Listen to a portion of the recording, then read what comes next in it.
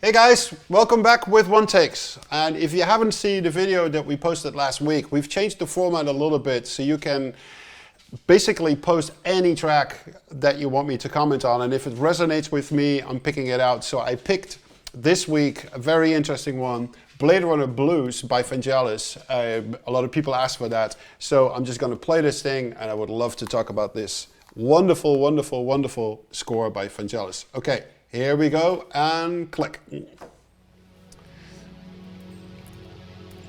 The track starts with these really beautiful drones, and I'm just thinking, where did I hear this thing for the first time? It might actually have been the movie itself, when Blade Runner came out, if I'm not mistaken, 1982. And a movie that's always been extremely important to me, and I still play the movie to date. I've seen it 100, 200 times, God knows how many times.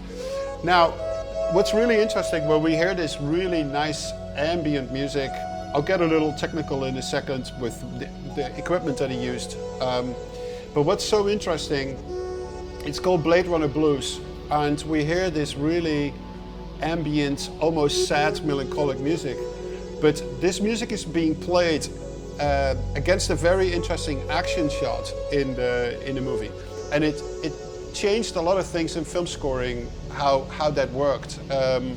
So Harrison Ford, Blade Runner, is walking the streets. He's in a not particularly great mood, and he sees one of the Blade Runners that he needs to kill, and so this chase happens through the city, and eventually it's a her actually. He shoots her in the back, and she falls through all these windows of shops in a shopping mall in slow-mo while this music is playing.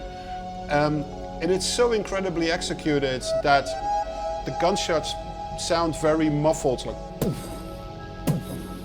And you don't really hear the glass breaking, or maybe a little bit, but you just hear this really slow emotional music while this action scene is being played in slow-mo.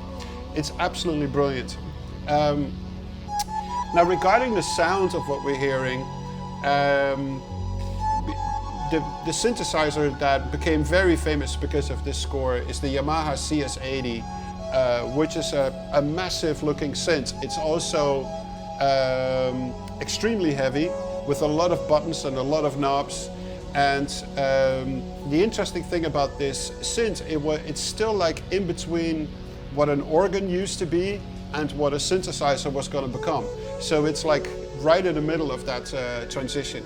I actually don't have a CS80. They're very expensive to get and very hard to tune. I do have a CS60, but I do have Deckard's Dream, which is this company from Tokyo that rebuilt a version of the CS80 that I think it's incredibly brilliantly done, and I love to play that one.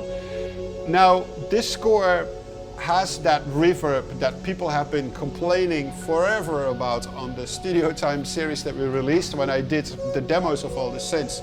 It's an Eventide, super long reverb, 10, 12 seconds or something like that. And when I play my own synths, I love to have that reverb on there. It just makes you immediately part of Blade Runner land and that sci-fi quality. Now, he used a bunch of other instruments as well. He still used the Fender Rhodes. There's another string ensemble that he used called Solina strings.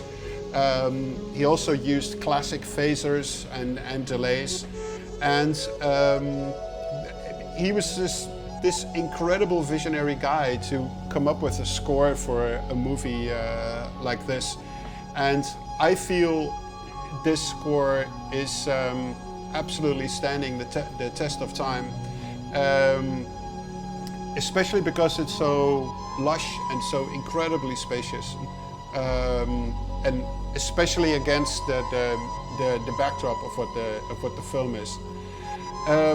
I feel this piece in particular, I'm sure a lot of improvisation is going on here. It feels like it. It doesn't feel like he actually wrote every note down. He had an idea of what he wanted to do with the cue, and I think he just started experimenting and jamming, basically. I have seen recently a video of Vangelis. He's still active, he's still working, not necessarily on movies that we know or projects that we know, but he has built this thing himself with multiple pedals and switches and knobs, and he's basically, with one keyboard, he's controlling so many synths at the same time, and he can basically on his own mimic like what a whole orchestra does, and he still does that. And according to that little clip that I saw, he has one or two assistants working for him that all they do is transcribing onto paper what he just improvised himself on the keyboards. I have no idea what is happening with that music, if that's being used or released or not, but at least we have the original Blade Runner score from 1982 with its brilliant music. For me, this score kind of compares with the first Terminator score. It's not really all that thematic in nature. It's just a really nice, lush bath of synthesizers and sound design and interesting sounds that were derived from these instruments that really creates this compelling score for me. So, for the piece that we're listening to, for the people among you that are interested in music theory and harmonic analysis, I mean, it just jumps back and forth between 2-3 chords, 2 minor chords, and the 6 major 7 chords, it feels like. And I think everything on top with the Fender Rhodes and with the strings and with the CS80 synthesizer with that wonderful long reverb, it feels it's all improv. And Vangelis is also an extremely gifted piano player, synthesizer player if you want. So I can totally see that this was made in an improvisation form. Though if you see this scene, I highly recommend to watch this scene where this female Blade Runner gets killed, because its approach was so original and so fresh, and that's where this music was made for. I haven't seen the film for a couple of years or so. So we're playing this on YouTube, and the scene is apparently 10 minutes long. I don't remember that scene being 10 minutes long, but I might be totally wrong. I might actually go back to the film myself and just watch this scene again.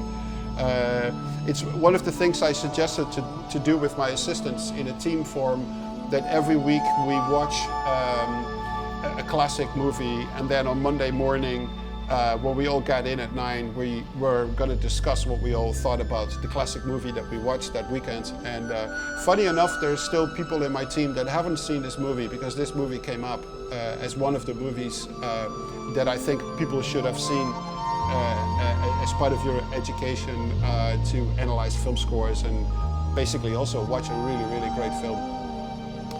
So, as I said before, I haven't seen the movie for quite a while, so where we are right now in the music, I'm not sure what is happening in the film, and maybe this is not a complete actually scene from the film. Maybe he did an improvisation of a piece of music for 10 minutes and then they used it for that scene. But maybe the stuff that I'm hearing right now is also being used. We're still like an ambient land with nice belly synthesizers.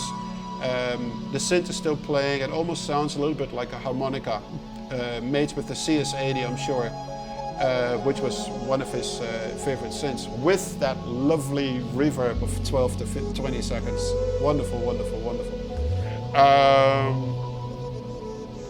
And what's interesting, the person who uploaded this video took really nice night shots taken from a drone or a chopper from New York at night with all its wonderful nights. And even though that's not the scenery of Blade Runner, it does remind me a lot of Blade Runner. So it's really great to listen to this. Again, I have no idea where we are at this point in the scene, if at all. This could potentially have been a suite. Like I like to make suites. Maybe that's how this got released. I actually have the original soundtrack. I'm looking at it right now, and it's actually 3 discs in total of music from Blade Runner, and I'm not sure if this is actually the complete soundtrack, or does this have outtakes or extra stuff that is not in the movie. So funny enough, I don't know enough about the details of the score, how that works for this incredible, wonderful film. So that almost brings us to the end of this One Takes with Tom. And please leave your comments, tracks that I should listen to. It doesn't matter if it's film score or something else. So leave your comments below, and I'll see you next week with another One Take. See you soon.